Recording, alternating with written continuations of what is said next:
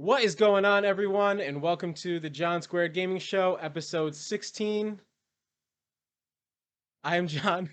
This is John. It ain't ever easy, John. Never is. Uh, what was easy, actually, it wasn't, but the New York Giants have finally fucking won a football game. Everyone congratulate me, please. Congratulations. Thank you. John, how was your week? Yeah, I don't know if you saw. I sent a tweet. I don't know if we're gonna bring it up. Probably not. It's not video game related. I found out that the Zodiac killer was a Vikings fan. So, and the Vikings lost. And our best run defender is out for an amount of time they don't want to talk about. I'm not happy. Um, It's been an abysmal week. I didn't see the tweet that you sent in about Yeah. the Yeah, Zodiac it was Killer being a Vikings the fan. Zodiac killer was a confirmed Vikings fan. So we got something in This common. Now that's interesting. It makes Wait. sense. But we don't have to get too deep into football. I could talk about football all week this week. But who knows how long that's gonna last. Because I know for every good week that I have, agony follows shortly after. I want the season to be over. John, we got a lot to talk about today. We only have a mini topic to go into later because I think we're gonna have a lot to say about the news. So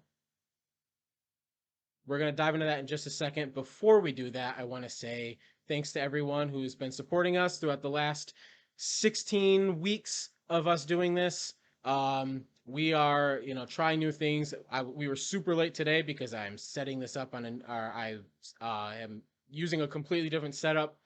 But we're working through a whole bunch of stuff, and we really appreciate you guys sticking with us. Those of you who have, and those of you who are new to the show, the best way for you to support us right now is to like and sub to the YouTube or on Twitch, or leaving us a review on whatever podcast service you use if that's what you prefer.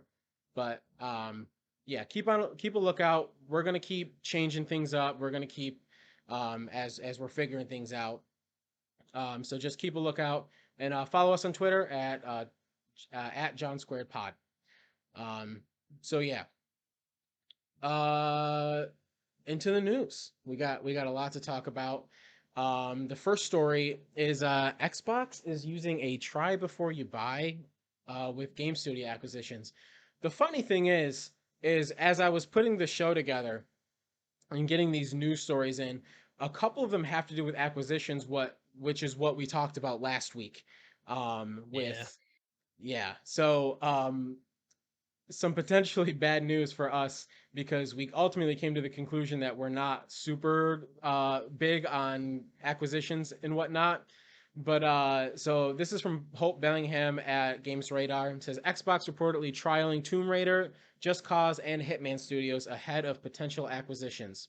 It says Xbox is okay.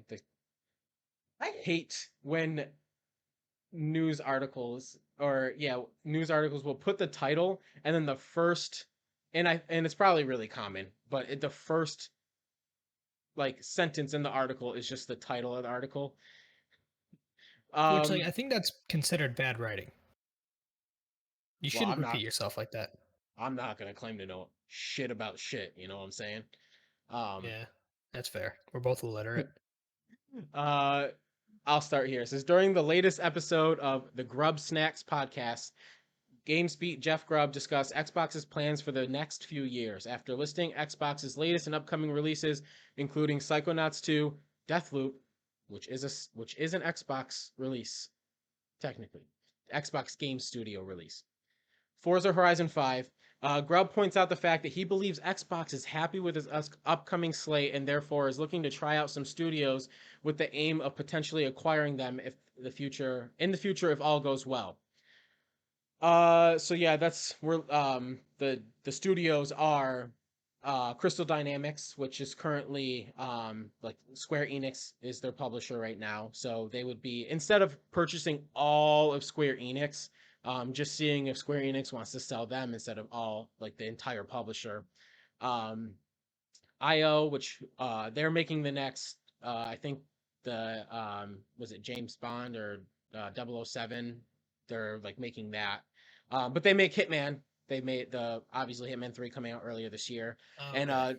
Avalanche Studios, which or that studio made Just Cause, the Just Cause series. So um, yeah, so last week when we were talking, it kind of seemed like Xbox, we were talking about how weird it was that Crystal Dynamics was um they're like partnering that with their first party studio to make Perfect Dark, and then Avengers obviously coming to Game Pass and whatnot. So yeah, what do you think about this? It like having this try before you buy type of way of acquiring studios.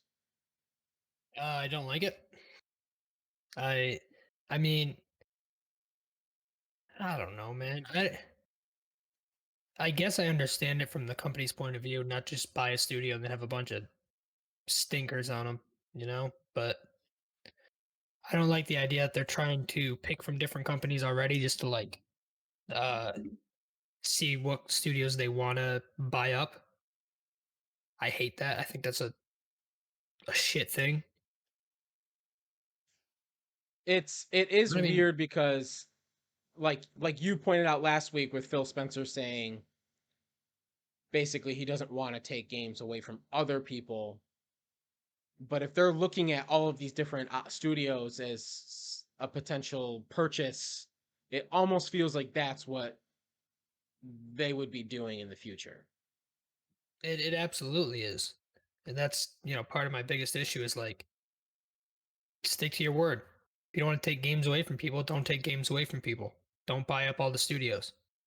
Don't have this big don't create an actual console war. That's so stupid. Right now it's just a thing on the internet. It's not real. If you Yeah. buy up all these studios and force people to choose, it's going to be real. I think that's bad ultimately.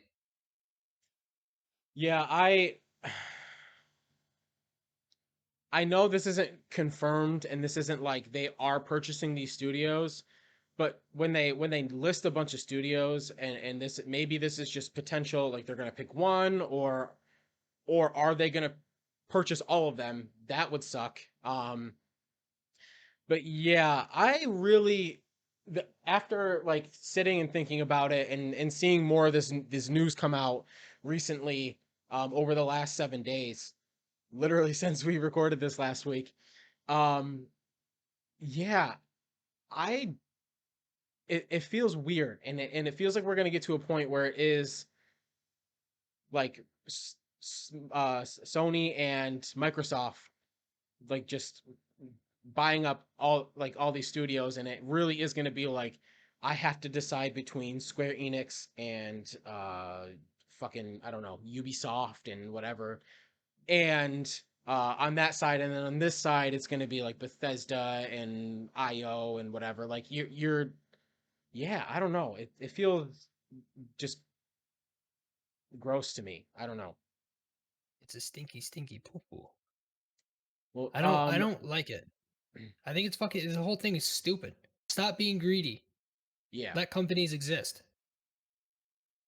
now like these studios that are open to being purchased are doing what they think is best for them financially but yeah and we don't have to dive into this because we literally just talked about it but it just feels like ultimately at the end of the day it's not going to be what's best for gamers and consumers and whatnot but that is not the end of acquisition talk and it's we're going to the other side with Sony and this is also from Hope Bellingham at Games Radar. I am going to remember this week to put links to all these articles in the description over on YouTube. Um, so if you guys want to check any of these out and read the whole thing, because I obviously don't read the whole thing, I that would be boring as fuck. But says Sony Interactive Entertainment had says PlayStation isn't done with studio acquisitions yet. Following the news that PlayStation Studios has officially acquired Blue Point Games, which I don't think we talked about last week. I think it happened the day after. But there was the rumor that they were buying Blue Point, a studio that they have been working with nonstop over like the last generation with PS4. There was the PlayStation Japan Twitter account that put out the tweet saying they purchased them and they weren't supposed to announce it yet. But That was like last month, wasn't it? Like it was way too early. yeah, because they acquired it was when they acquired Housemark and cannot remember the PC porting um studio that they bought, but whatever. They um they put this tweet out as well, but they weren't supposed to do yet. But so it just made sense, and everyone kind of knew it was coming. But so the article goes: IGN interviewed the head of Sony Interactive, Herman Holst, and Bluepoint Games president Marco Thrush. In the interview, Holst stated that PlayStation isn't done with acquisitions yet. Says we are open to always building new relationships or bringing people in house. Herman explains, but only if we adhere to the quality first mentality and the right kind of innovative content. New experiences, diverse experiences, he continues, and there's more in there if you guys want to check that out. Um, so yeah, more is on the way. That's what it seems like. Which I mean, the only it's not going to be Square Enix now because they're not going to sell to Sony while like letting Xbox use one of the studios they own or Mm. whatever. And I, it could be Ubisoft. I hope it's not. Well, There's a lot these more. So for everyone, go like there's a ahead. lot more of this in last week's episode. Like we went really in depth in it.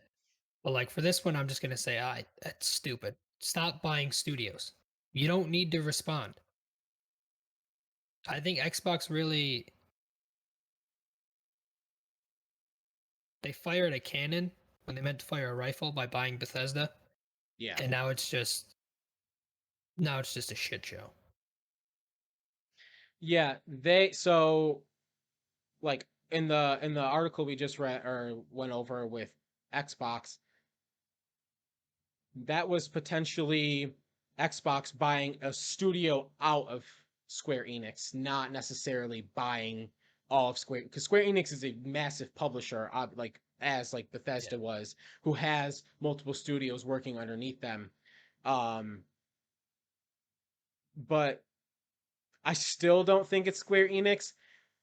The thing in my head is I can't picture Square Enix being purchased. But in the same way, I couldn't No. picture Bethesda being purchased. I never ever could have predicted that. I So can't believe it anything can happened. happen. Like, Yeah. yeah. Oh, man, Which I don't like know. this doesn't hold buying Bethesda doesn't hold the same way as like buying Insomniac. And that's no offense to Insomniac, but like that I I trust Sony. If people are gonna buy studios, I trust Sony more because they buy smaller studios, it seems, and let them like focus on their projects still. Whereas Xbox bought one of the biggest studios that has studios underneath them that encapsulate a very widespread type of games.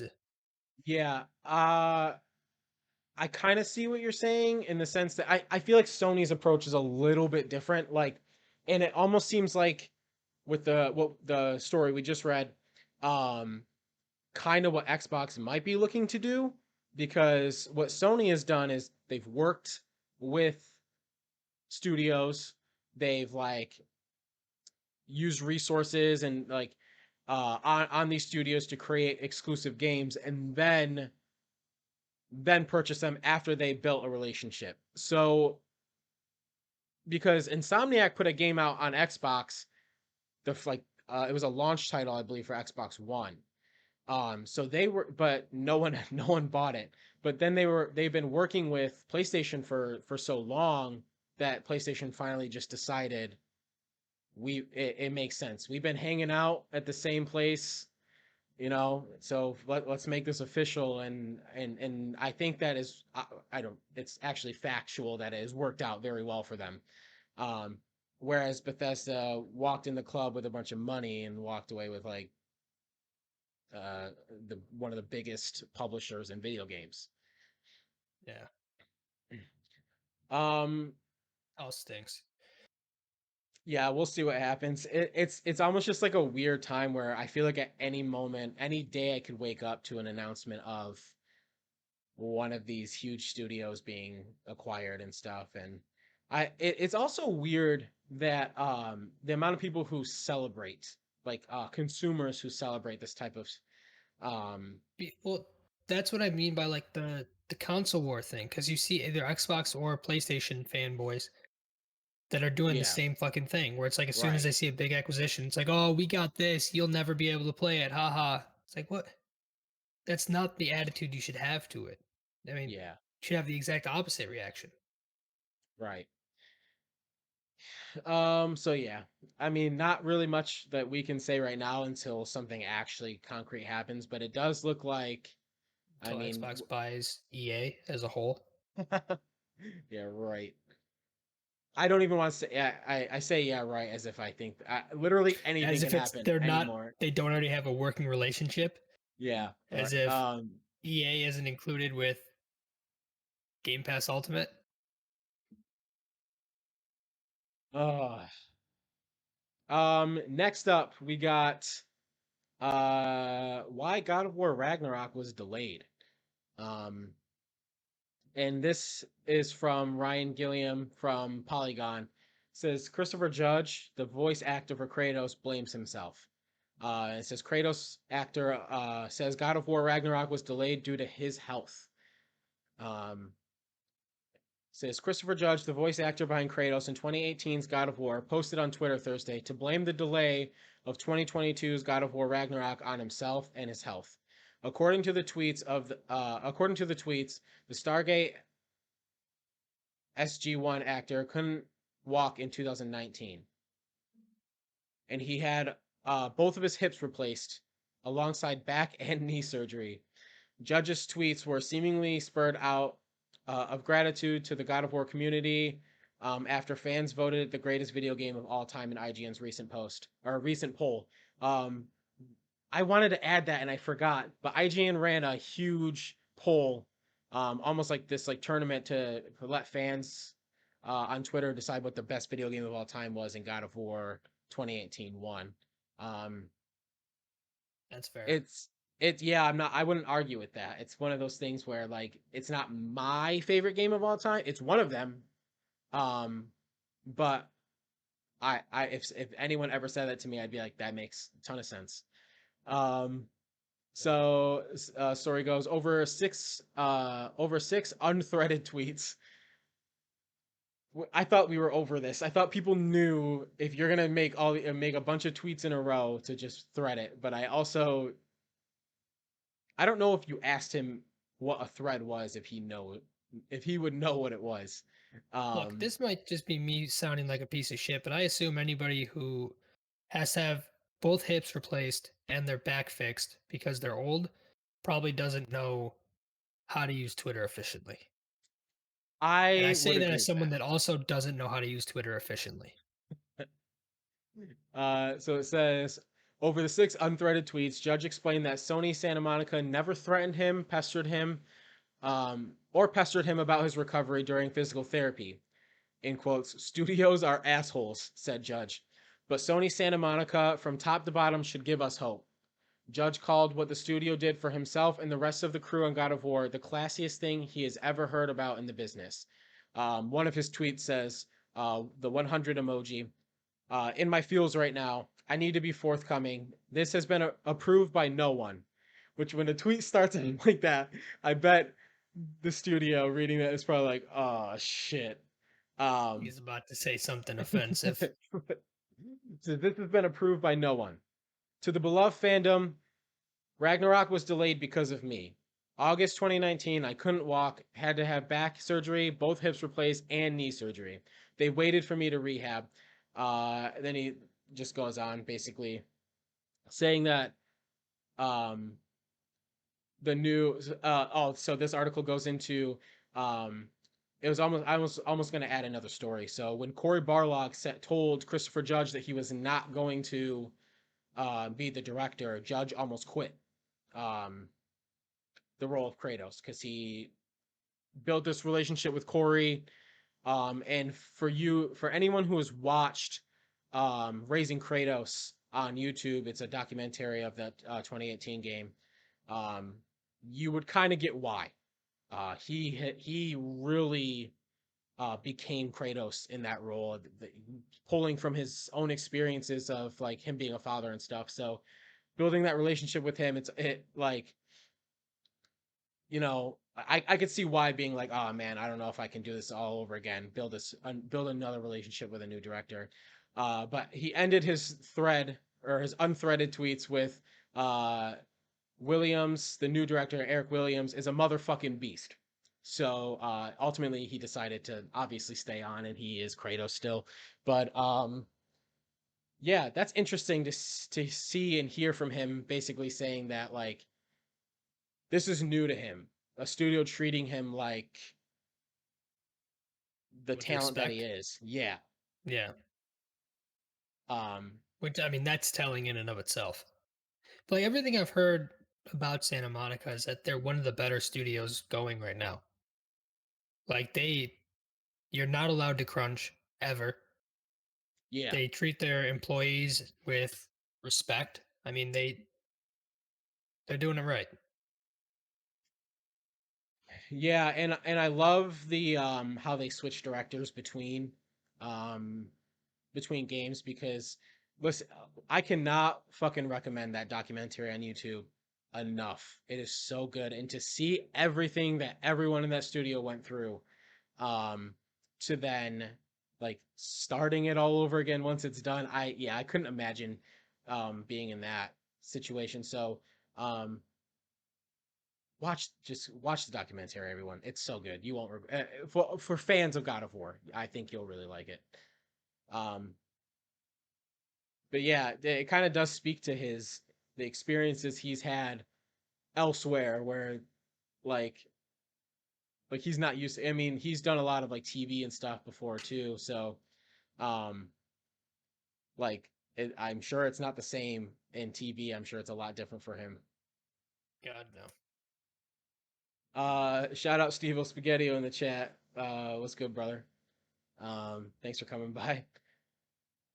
Um, I can't. I hate it so much. So John, we Yeah. talked about a new Twisted Metal potentially.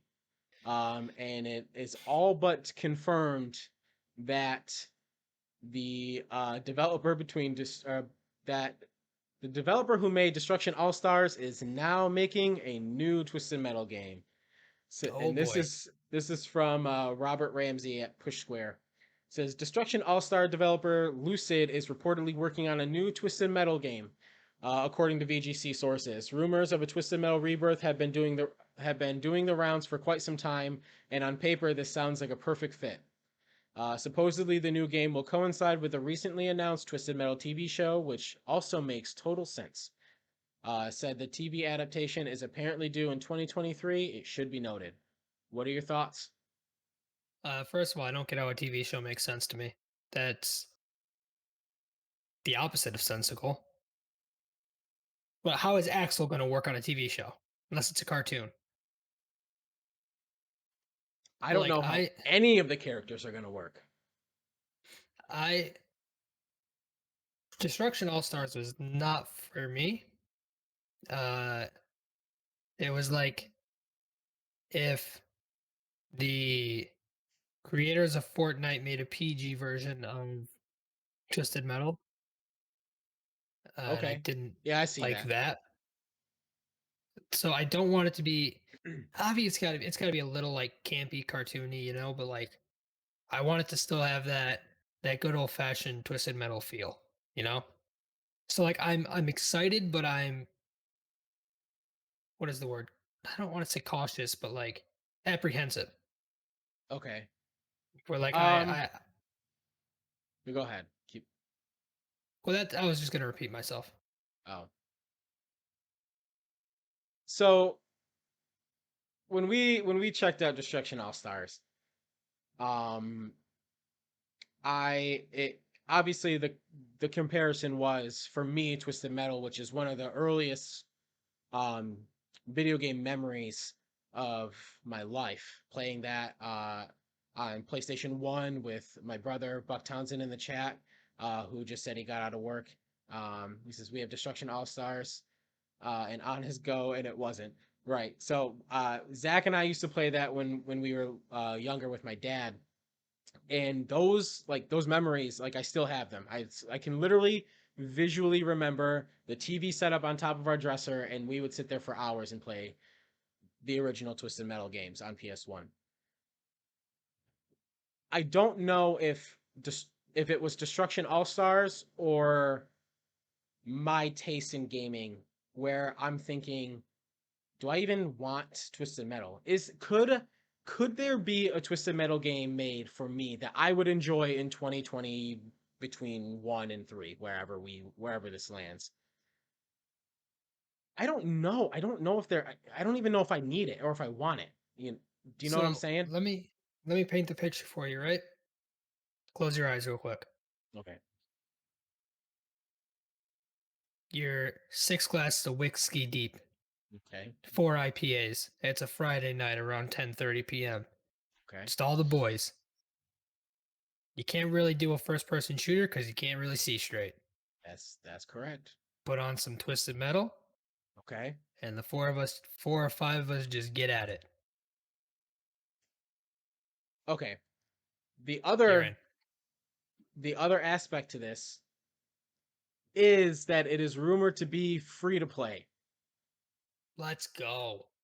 So that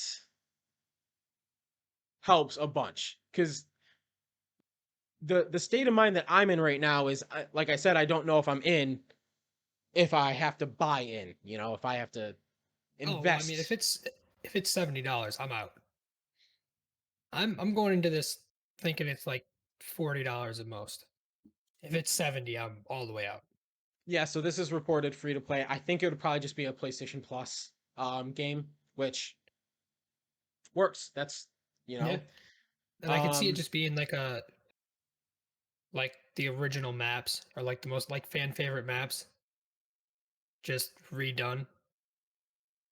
it's gotta have some like, it's gotta be unique, but it's gotta, I to me, if I were making a Twisted Metal game, it's gotta have Doom energy.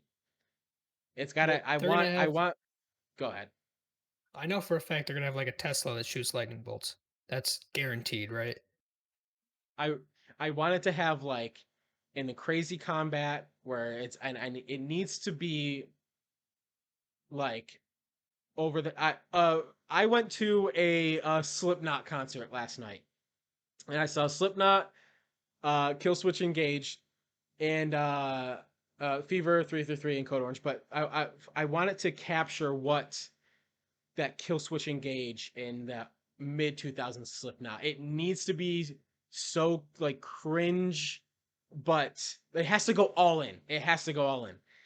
If you saw the Killswitch Engage set last night, you would know what I I'm was saying talking about. mid 2000 Slipknot is It's the worst not era cringe. Slipknot. Oh, you coward. You snake.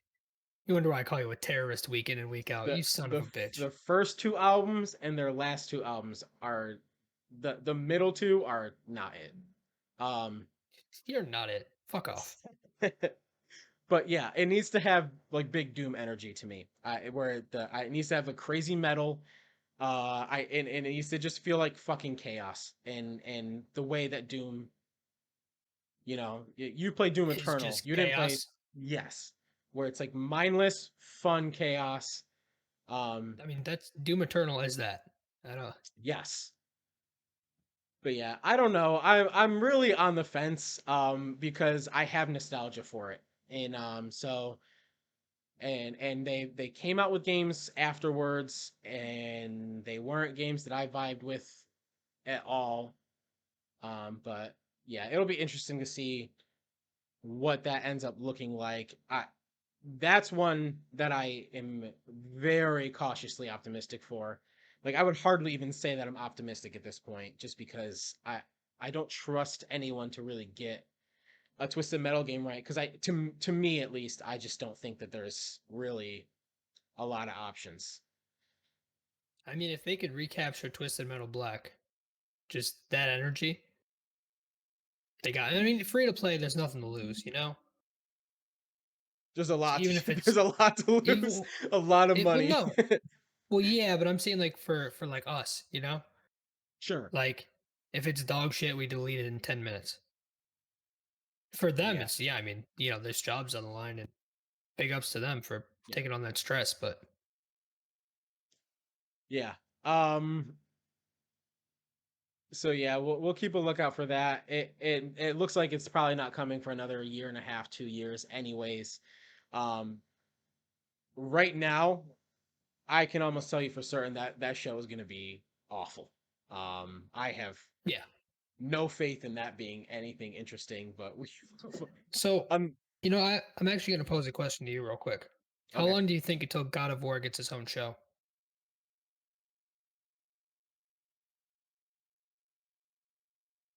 man. Um. I don't know because I don't know. My first instinct is it doesn't need one. Um, but But neither did The so Last of Us, and it like for that audience, how well does that translate? Like, and also like, are we going original God of War where it's you know the crazy probably chaos kill switch yeah. engage? I keep bringing them What up, I'm but saying like, is like an HBO style show, like Game of Thrones, you know, yeah, where there's like politics, where the gods are talking to each other, but Kratos is, you know, there's big, huge fight scenes where Kratos is just gutting people and all that stuff. Because like, so we have what? We have The Last of Us, we have Assassin's Creed, we have Twisted Metal, we have what was the other one that got announced? Was it Pokemon has one coming? yeah.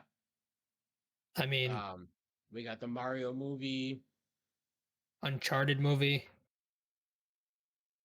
Um, I mean, I feel like it's just a matter of time. if I had to guess, I don't think we ever see one. Um, but if we Fair. did, I think it would end up being either a Netflix or HBO type of thing. Not anytime soon, though.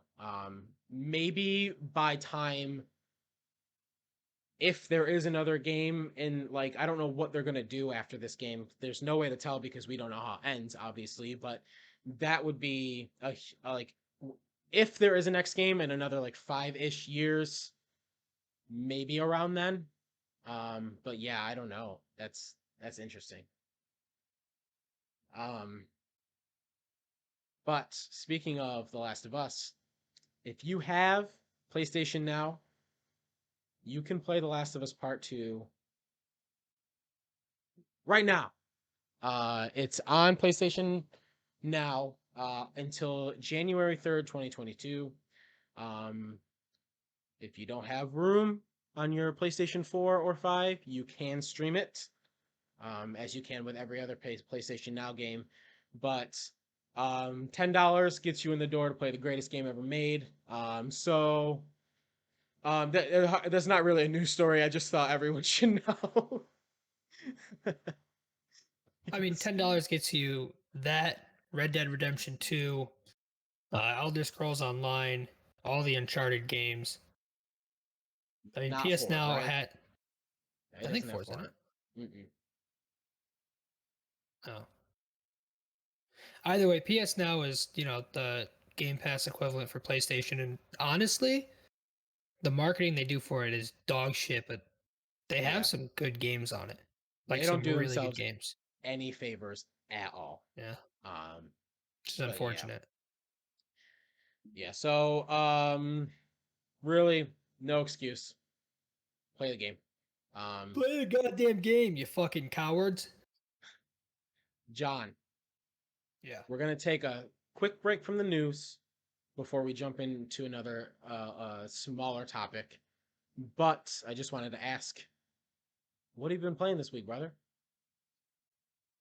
In chat, what have you been playing this week? Yeah, chat, get involved because John's not gonna like what I've been playing. I've been doing a lot of Civilization 6 again. But I also have been playing Deathloop.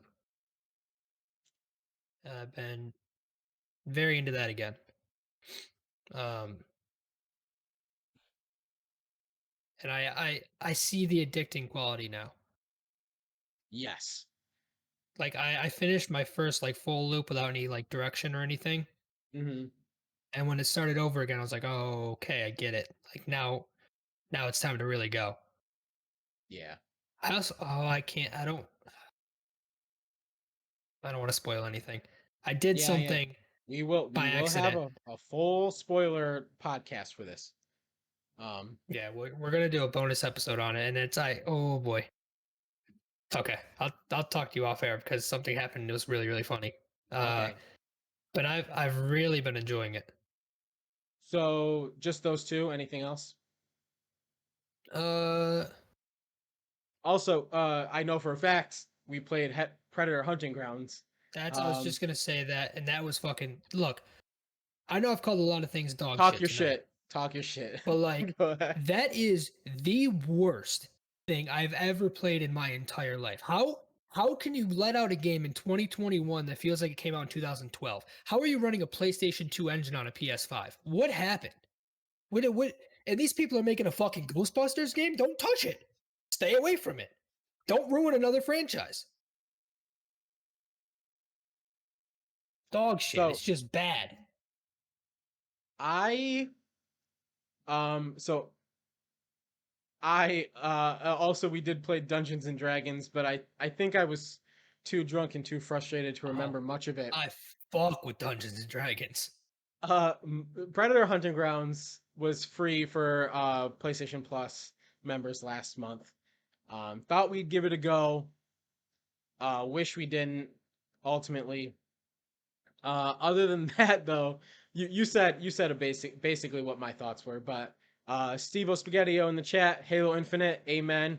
Buck Townsend says Madden, sadly, but we all know what comes tomorrow. We're gonna talk about that in just a second. But yeah, so Oh, I oh. played more. I played more of um, Halo Infinite with Stevo and Buck Townsend this weekend. Yeah, why don't you Um, tell the poor people like me what it was like? The people that weren't invited. it has nothing to do with poor. Um, but man, I cannot fucking wait for this game to come out. Um, so the thing was, it was so fun playing it, and but the only thing I could think of while I was playing was how much better it's gonna be once we have the full squad available and we're talking big shit. Um, the game just feels so good, and it's not even like completely finished yet. So I'm so excited for where this game's gonna go. Um, Unfortunately, the melee glitch was still available. Stevo in the chat, he did learn how to do it. I did not. Um, but yeah, I man, don't even know what it is. the game. I'll send it to you later. The game just feels so fucking good, and I am so ready for this to be out. Um, December cannot come soon enough. Other than that, I have continued to play a little bit more of Kena Bridge of Spirits, which with everything coming out like the next few weeks, like tomorrow we got Far Cry 6, we got Metroid Dread coming on Friday. Then we have next week. We have Back for Blood. There's so There we much go. happening. I can see Kena Bridge of Spirits like slipping away, and I really wanted to finish it before this week because I know we have all these other games. I really am still enjoying the game a lot. The game, as you go, The puzzles get a little bit more challenging, the environmental puzzles and stuff. The combat feels so fucking good. Um, I I know I need to make time to finish that game. But yeah, that's pretty much it for what I was playing this week. But what I will be playing tomorrow, Far Cry 6. John, what are your hype levels for this? So here's my thing. I did the cardinal sin, which is I looked at reviews, which we'll get into a little in a little bit, and my hype level went from like here to like here. I don't. Oh, I get You, it's you gotta reversed. you gotta It go went you from gotta like go up and down. yeah. So it went from like here. If this is the ceiling, it went from like this is the ceiling. It went Okay, from yep. like here to like here. Wow. Yeah, I mean, that's why I'm not gonna say it yet, but yeah, I'm less excited now. Well, we're gonna talk about reviews right now because the embargo did Okay. drop, or the embargo did lift today. So I just pulled um one of the good and one of the bad, from what I could find. And this is John Ryan's review at IGN. I'm just gonna read the verdict. They gave it an 8 out of 10 and said Far Cry 6 is some of the most fun I've had with this series in nearly a decade. It casts its cast delivers strong performances across an enjoyable story, even if it's a fairly predictable one that doesn't always land the bigger swings it tries to take. And despite some of the faltering new inventory mechanics and a handful of bizarre design choices, its creative weaponry means taking down an outpost, ransacking a convoy, or even just taking a ride with a buddy has never felt better. Um, and then we have VGC, who gave it a essentially a 4 out of 10. Um, says if you're interested in another Far Cry game that does Far Cry stuff the way it's been doing it for 10 years, you'll probably have a good time. But if you've already hit your limit with this kind of game, Far Cry 6 is the NE plus ultra of why open world game design is so badly in need of a revolution. Um, so I want to say I what IGN and really what VGC said is about what I expected. Like I didn't expect Far Cry to reinvent the wheel because that's not what Ubisoft does. I love the Far Cry formula. Um, like yeah, sure, it like does like I've expressed on the show before how much I like the side quest markers and all this stuff can get like a little too much at times where it almost kind of burns me out. But Far Cry 6 is or Far Cry the series has always differentiated itself for me at least with the villains, and even if the story isn't great and it's kind of predictable, um the villains always make it really fun to me, and I've always enjoyed the gameplay loop of Far Cry. And so I didn't love 5 like a lot, but I still enjoyed it enough. And so uh across reviews, a lot of people are saying how much it feels like the best Far Cry game so far, and I've seen multiple people call it the best game in the series. Um I think that a lot of reviews are trying to make a stand. They're not necessarily reviewing the game for the game, but reviewing it in the grand scheme of thing, and they're trying to make a statement on open world games and Ubisoft games in particular. I don't know. Obviously neither of us have played it yet, so we don't know for sure. Um, I'm still excited for it, but yeah, I go into Far Cry games at this point knowing about what to expect. It's like going to McDonald's. Like I know what I'm getting every time. And it maybe it's not good for me, but I fucking love it. And it doesn't change. It's the same thing every time. I don't know. I know what I'm getting with it, and I enjoy it. So I still am really excited to play this. I'm really excited to see Giancarlo Esposito's role and how that all um like I'm sure he's gonna have moments that are just like, fuck man, like hell yeah type of moments. Um, I think he's the but only thing for me that I'm excited about. It's just seeing him. Like I've never been Ubisoft's big thing with me is Assassin's Creed. I've said it a million times on the show. yeah, Far Cry's always been like, I'm okay with it, but like when every review I've seen has said, yeah, it feels like a new Far Cry in terms of like it looks better, feels better. yeah. Everything follows with, but it's a predictable story. They're not doing anything. It's just if you've played one Far Cry, you've played them all. And it's like that. When you see that to the dismay of most Assassin's Creed fans, they've at least tried to do new stuff with each one. And it's like with Far Cry, they just change the characters and keep the setting and keep the formula the same. I And don't that's know. that's slightly disappointing. Okay, and I'm not saying that I agree either way. It's actually a question that I'm kind of going back and forth in my head. Yeah, I Is it, also want to say is it, these go, go ahead. sorry, these aren't definitive for me because I haven't played it, I haven't seen it. Right. Like these are the reviews I'm reading have me less excited than I was, which is my issue with reading reviews in the first place and why I try to avoid them. Yeah. So what I was asking was, is it fair to judge a game like with other games, like in the context of other games? Because so for someone to say this game is lower because I played Far Cry 5 and it like mostly feels the same. Like for someone who has never played a Far Cry game before, like Right.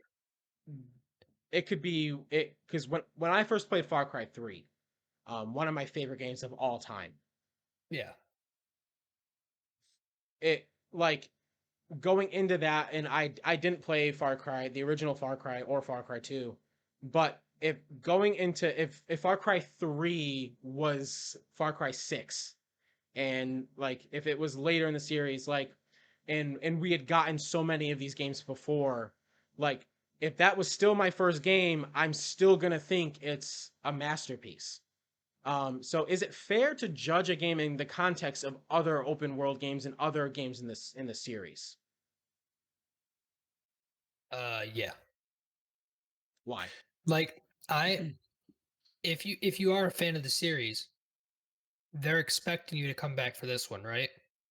If they don't do anything, they don't change anything except for the characters and the setting. And even that the settings of fucking it looks similar to what past ones have been. So like to recycle certain aspects for every single game. I mean, you should kind of hold it against them, should you not? If the consoles are getting stronger and times are changing and, games are getting more and more creative, why are you not changing the formula? Why are you just saying, well, we'll get this number of sales out of it, so fuck it, let's do it. That seems lazy. And that's my biggest criticism of Ubisoft, other than allegations that have been, brought up against them, as does a lot of big companies. Uh, my biggest criticism has been that they they get too caught up in like, well, we'll make money anyways. Who cares? Like they think they can afford to be lazy because it doesn't matter. People are going to buy their shit. Yeah, I definitely see In what the you're con saying. Like in the context of a series, what if every Zelda game was the same? Was the exact same? There'd be no reason to play, right? It's Well, the reason people get Pokemon burnout because every Pokemon game is you go through the thing, you beat the gym leaders, you catch the Pokemon. There's no difference. but the reviews don't ever change. They still review very well. Um, I think Pokemon's a bad review because that's aimed towards kids. Maybe Zelda too. But like Call of Duty, it's the same shit every time. I don't think it was. That's not a bad comparison.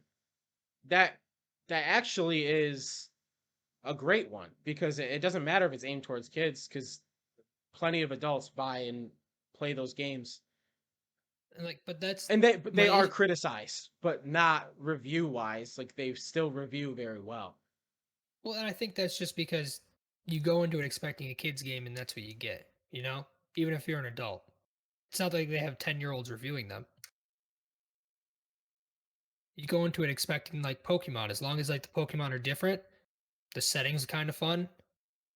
Okay, but like I feel like that's kind of what games Far like Cry is, this, though. but like these have more adult themes, do they not? These aren't aimed towards kids. These aren't aimed to be like games that kids can comprehend. These are aimed at political strife and what it does to a country or a location, and like the character's place in that. Like, you think a first grader can understand that? They can understand the political issues in Cuba? I mean, I there's just no don't shot. think I don't think that reviews are like also like kids aren't reading reviews like on Metacritic and stuff. No. Like But I I'm not saying reviews specifically. I'm saying like games as a whole. Like games in a series should be different. They should differentiate from each other. and and honestly Zelda, like obviously there are differences, but it's the same gameplay loop. It's a lot of like obviously they have different um like weapons or different like equipment and stuff to use, but for the most part it is go to this dungeon, solve these puzzles, beat the boss, you get either a piece of the like the Triforce, or you get some kind of it's a dungeon crawling like that's what it is.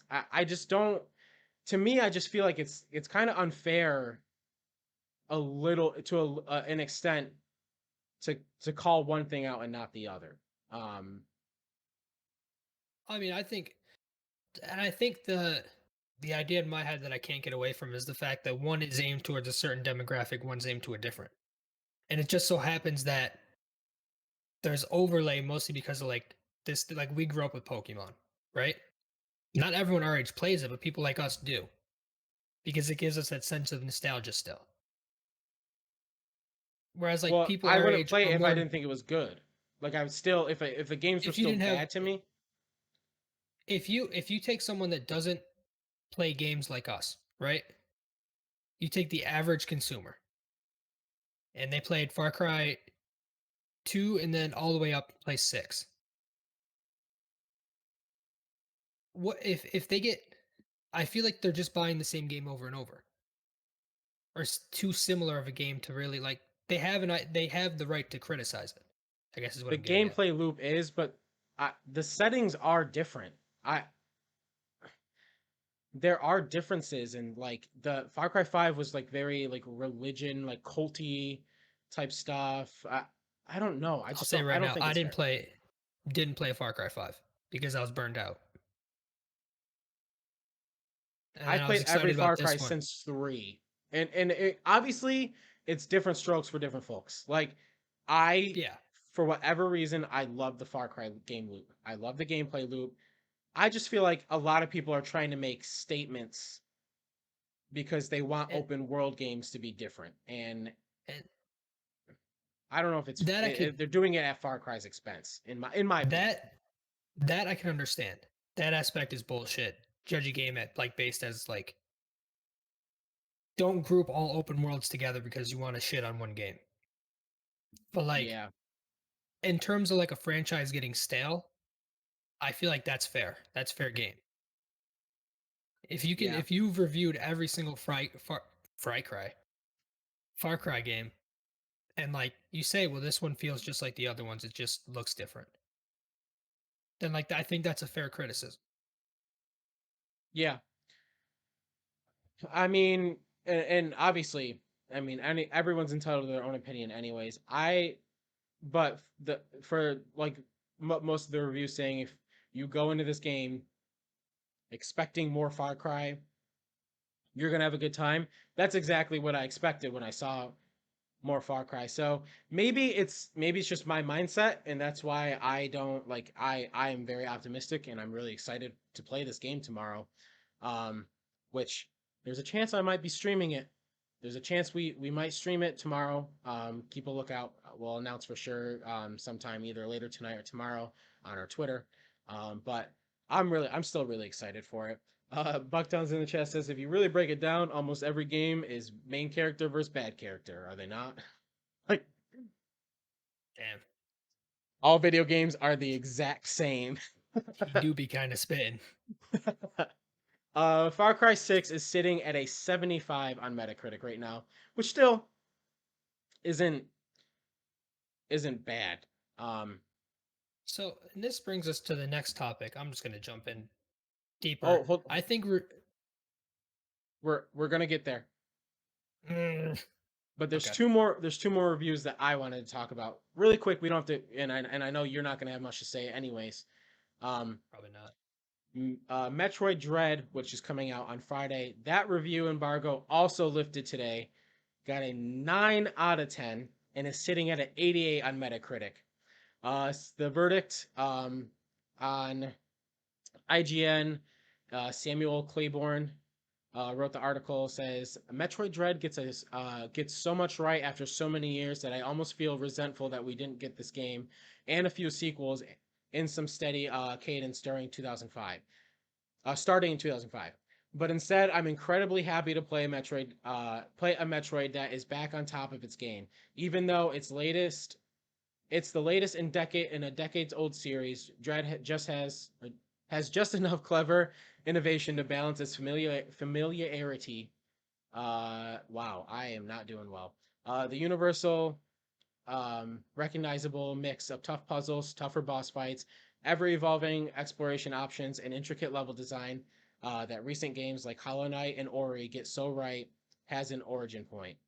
It's Metroid, which is a lot of people are saying like these games birthed games like Hollow Knight and Ori, which is my favorite Xbox game of the last generation, The two Ori games are on sale right now for Switch. Just to let everybody know. and on Game Pass. I love those games, but the Metroid team, a mix of old and new developers now, have shown that they know how to do it best. Uh, Man, I was hoping the reviews came out for this game and were like 7 out of 10 or 6 out of 10, so I felt like I could pass up on it. But man, I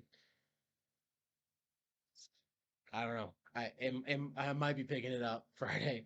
Um, Can't and get better then than Ori. one more review embargo lifted, and that is the Nintendo Switch OLED model, which I believe is Oh my also fucking god. coming out on Friday. Says after playing with it for a week, I found that Nintendo Switch OLED model's brighter and more vibrant and slightly larger screen has made me want to take it out of dock mode much more often, and not just when I'm about to travel. I feel more encouraged to lounge around on the couch and even in direct sunlight in the yard and play games handheld. The revised kickstand makes playing on any flat surface easier, and the Ethernet-enabled dock makes downloads quicker. While it's a tougher sell for current Switch owners, particularly those that mostly keep their console docked, there are enough revisions to make it an easy recommendation for anyone who does not own a Switch already. About what I expected. I fucking love OLED technology. I absolutely love it. But I will just stick it in my dock and play on my OLED screen. I don't play handheld very often, and if I do, it's such short periods of time. Um, so I don't know. It's exciting. It looks really nice. Like the updates look nice. I'm a big fan of white, like consoles and computer accessories and whatnot. Um, but yeah, see, it mostly looks like a pass for most people who own a Switch already. Even though the OLED is tempting a little bit, but I know I don't play enough handheld for it to be justified for me. I only play handheld. I'll never buy that. I won't spend a dime on that shit. You gonna give me a brighter, crisper screen? Fuck off. It's been like what, 5 years? Come out with a new console and gargle me. If I played handheld almost exclusively, I would 100% be purchasing Oh my this. god. Oh my, come on. 100%. Come on. Yeah. Dude, No reason. OLED makes me horny, bro. It's OLED is just so much brighter. You can play at so much better rates. Fuck off. I don't care. It's it's stupid. not It's just a brighter. brighter screen. I It's don't not care. brighter. It's literally not It, brighter. oh, It's like you goddamn it's technology nerds. there's like other technology that's like way brighter. That's why it's not even recommended. Like a lot of OLED screens aren't recommended if there's a lot of like light in your room, like direct light and stuff.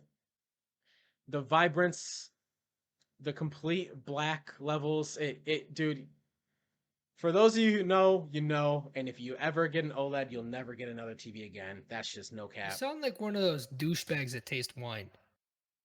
You could taste the oak from the barrel. Like shut the fuck up. It's a TV. And that's just a switch. It just looks a little bit nicer. um, agree to disagree, I guess. But yeah. You could Ugh. agree to gargle me. John, Yeah. mini topic of the show with all these reviews that we just discussed. Yeah. And you did mention a little bit already, but how much do Metacritic and review scores factor into you purchasing a game? So like I said earlier, I try to avoid them because I'm very easily convinced. I am a very impressionable person. I do not think for myself. So if I'm told game bad, I say game bad. I avoid it. But like I think I don't like game reviews because uh like you said earlier, you can agree to disagree. They're all subjective, right? It's all Yeah, one person's opinion on their setup playing that one game. So it's going to be different for everybody. And right. so I don't like them as a whole. Like I understand you got to do them, I guess. But like I don't like them. I don't think they're great. And I definitely don't for the on occasion I let them sway me, but for the most part I try to just play a game if I'm excited about playing it. The only reason I Yeah, read these is because the Far Cry gameplay that I saw was making me a little like skeptical. I was getting like kind of nervous. So I read the reviews and basically what I thought is, you know, it was they added substance to it. yeah. So for me, if I look at a Metacritic score and it is in the 90s or the high 80s, um, that usually does like inherently make me want to play it. Um, but ultimately, what I do when I am thinking about buying a game is I have a select group of people that with their history of reviewing games, if their views have lined up with my views of certain games, I know, okay, if Greg Miller at Kind of Funny likes a game, I have very similar tastes as Greg Miller. Whereas if somebody like his Andy Cortez, who also is kind of funny. Like he likes a lot of like Dark Souls and like things like that, and like very challenging games. I know even if he's like this game's perfect, it still might not be a game for me. Those games aren't really my style, my preference and stuff. So I have people like certain people that I will go to for their reviews and see where they go, but it affects me more than I think I noticed, and that's why I wanted to talk about it today. Where if I look at a game, like when I saw Far Cry's drop today, and I see 75, I'm like, ugh, like why? Even Far Cry Yeah. 5 that I didn't like very much had like an 84 or something like that. Um, but I think it also is really important to do things like kind of how I do it, where you have people that you trust because like you said and like I've like reiterated where it everyone has different experiences. The person at VGC who reviewed Far Cry and gave it a 4 out of 10. uh, they have had enough of open world games. They're fucking done. So their Yeah. their limit has been pushed. I don't remember the last open world game. I mean, Ghost of Tsushima, that I didn't even replay all the way through, was probably the last open world game that I played. You're missing out. See, I love open world games, which is why this Far Cry thing has me. I think I've said it to you guys like when we've talked about it, is that I still want to play it, but I don't know. Like I think I said it last week on the show that I might use Ubisoft's like online service thing Yeah, to try it out instead of paying full price because like I love open world games, but at the same time I get burnt out when it's just the same shit. I feel like that's what open world games are to me. I think for a while. I considered myself like that. I considered open world games to be my favorite genre.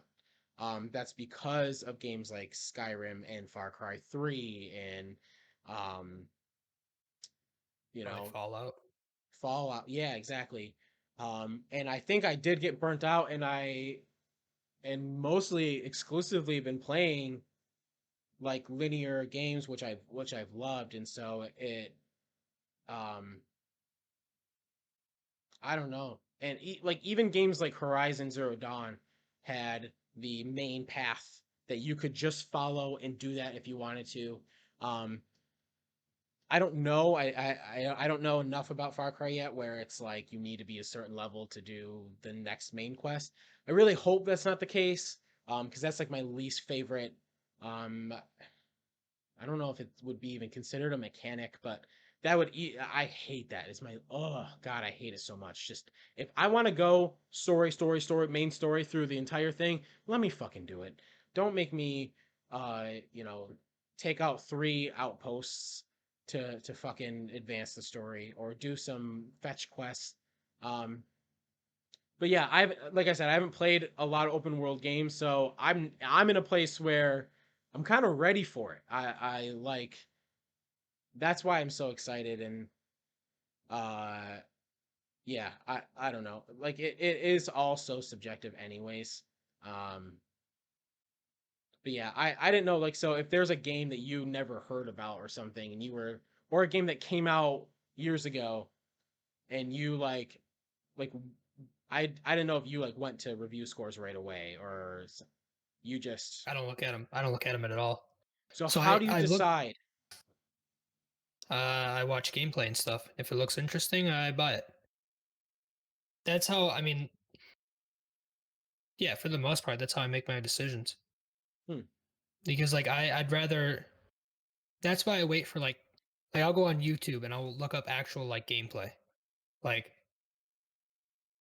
the first hour of gameplay or something, and I'll skip to about halfway through that so that they're like in the shit of it, Yeah. and I'm not getting like huge plot points or anything. I'm just getting gameplay, and I'll watch um a good 15, 20 minutes of that and make my decision. I really recommend it's a YouTube channel called Game Ranks. Jake Baldino does they're called Before You Buy videos. Um I've seen them. Yeah, I can't recommend those enough. Those are fucking amazing. Even if I buy a game and I like if I already purchased it, I still watch them.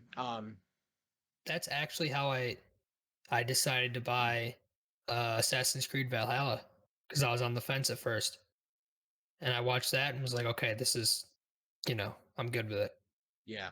Those videos are awesome and they sell me, but also sometimes they like that ultimately made me not buy Marvel's Avengers when it came out because I was excited about it. I obviously love Avengers and like the thought of that being in a video game form excited me, but that Before We Buy video ultimately was like, ah, maybe I should wait on it. Um, so yeah, really recommend before if you just search on YouTube Before You Buy any game, especially any like AAA game, I promise you it's there. Um, yeah, I really recommend that. But yeah, I have this whole system that I do. But yeah, I definitely think review scores impact, and I know that I kind of contradicted that with Far Cry because even though it was like a 75 or whatever, I still like I'm still excited. But for a game that I don't know much about or a series that I don't know much about, looking at a review score and seeing it be like a 60, like I don't know, like that, and I there are games that I love that have low Metacritic scores too. Tell me So, about that. But like that's I looked up the when I was looking up how to do shit and ooh, what was it called? What was the the book club game we did that sucked? you're talking about Shadow of the Colossus. That's it. The scores on that were, I mean, everything I saw, the reviews are really, really good. And then I played it and it was fucking, I hated it. It is I one didn't of the hate it. I didn't like it. highest scored games of all time. Yeah. And it was fucking terrible. So like, that's Um, why like my whole thing is like, those things are unreliable. I don't well, trust them. I, unreliable for you, but yeah, I get what you're saying. I just want to After we just get done saying it's subjective, say, no, those are wrong. just trying to look up um Predator Hunting Grounds. Because I think I looked that Yeah. up before, which already made me like, like I don't. Yeah, it's a 56 Metacritic score. So going into that game, and I wonder, I do think ultimately I wouldn't have liked it, but right off the bat there, I I was already going into it like, ugh. Um, Zach says Assassin's Creed equals Far Cry. I think so. I would say so. Yeah. Um, Uh, mm, no. I feel like unless you play those games, you can't have that opinion. so then same for you because you haven't played all the Far Cry games.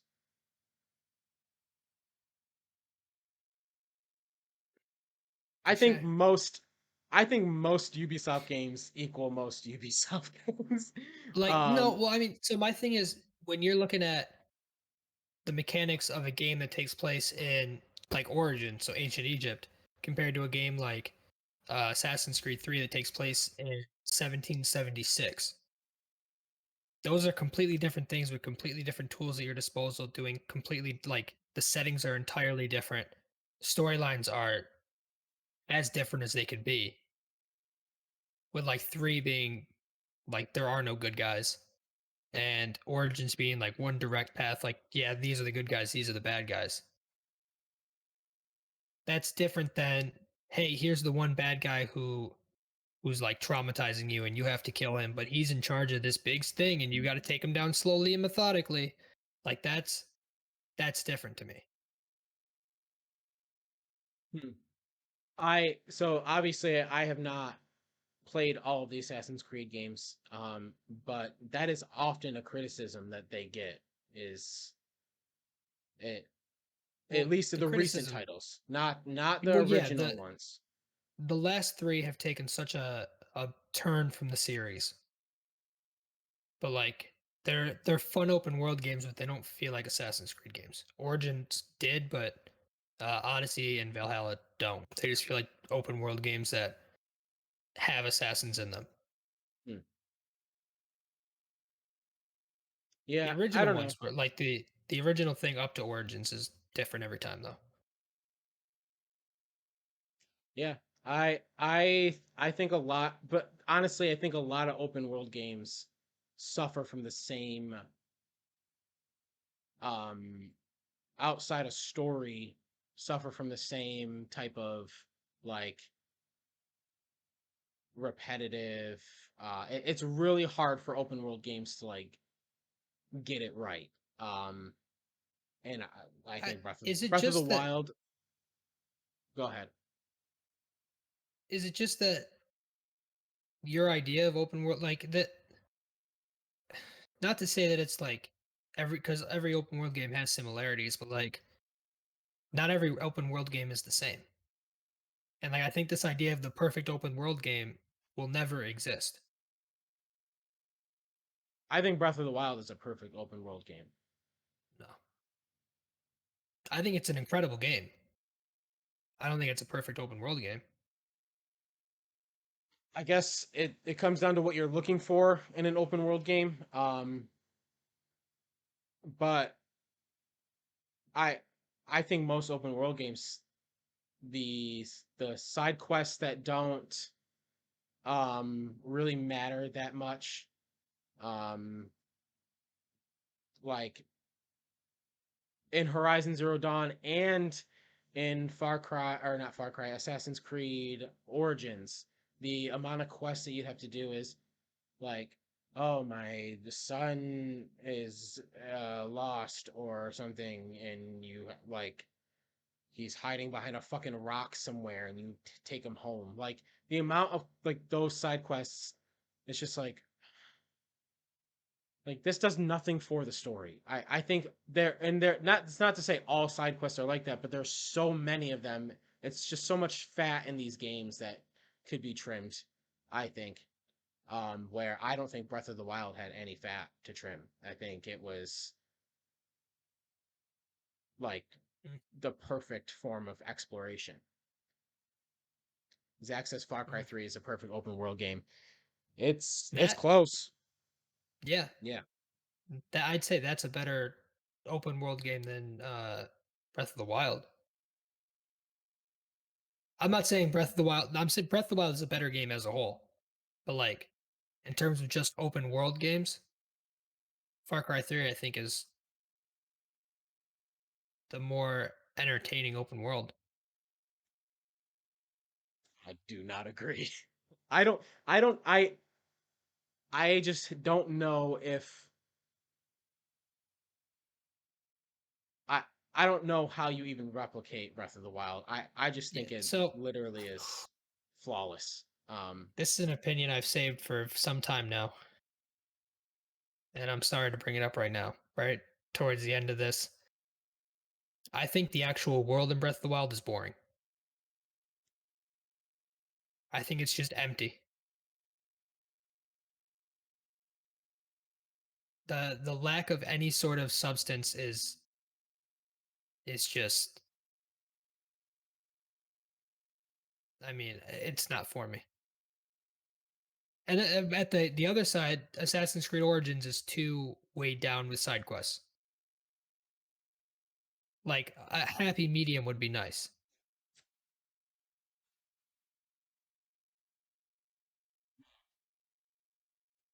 I don't like that very much. Well, maybe tell them to add some side quests so it's not just climbing some rocks. No, that's what I don't want. I don't want them to do that.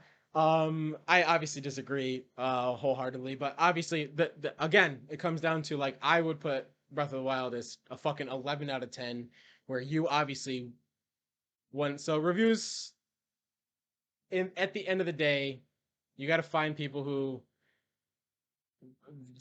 think about video games and their tastes are similar to yours. Um, so don't ever fucking recommend Well, me ever again. well, no, ours are similar. It's just when it comes to Nintendo, I don't like what they do, Sure. Yeah, and that's I I feel mean, like, and that's similar well, with like I'm not tweaks here trying and to. there. It's a 9 out of 10 for me. Like I'm not shitting on it. I love the game. Yeah, yeah, yeah, yeah. It's just after a while you're climbing rocks, you're jumping off the rocks and you're gliding down, and that's it. You might find some enemies to fight here and there, and that's it.